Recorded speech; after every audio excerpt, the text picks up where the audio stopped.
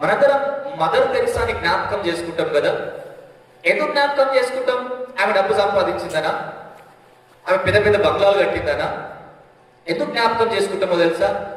తాను ఇతరుల కష్టాల్లో తాను పాలు పొందిన విధానాన్ని బట్టి ఆమె ప్రపంచం అంతటికి తల్లి అని పిలిచినమా. ఆమె ఏం సంపాదించుకోలేదు. ఆమె పోయినప్పుడు ఆమెకేం ఆస్తి లేదు. ఆమెను ఎందుకు అంత గొప్పగా అందరూ ఆరాధిస్తున్నారయ్యా అంటే కేవలము తాను కష్టంలో ఉన్న వానికి సహాయాన్ని చేయటాన్ని బట్టి తనను అందరూ గౌరవిస్తున్నారు. మన దేశం కాదు, మన భాష కాదు, మన రాష్ట్రం కాదు, మనకి ఆమెకు సంబంధం కూడా లేదు. కానీ ఆమె చేసిన పరిచర్య, ఆమె తన సొంత కార్యములనే కాక ఇతరుల కార్యములను కూడా ఆమె చూడటానికి ఇష్టపడింది. ఒకరి కష్టంలో వారి కన్నీటిని తుడవాలని ఆశపడిందాము. ఎందుకో తెలుసా?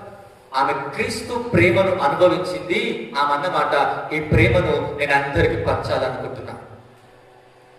కానీ మనం ఎలా తయారయ్యామంటే, నేను నా కుటుంబం, నేను ఒక్కరిని బాగుంటే చాలు, నా పిల్లలు మంచి ఉంటే చాలు అనే స్వార్థంతో బ్రతికేస్తున్నామే తప్ప ఎదుటి వానికి సహాయం చేయాలని మర్చిపోయినాం.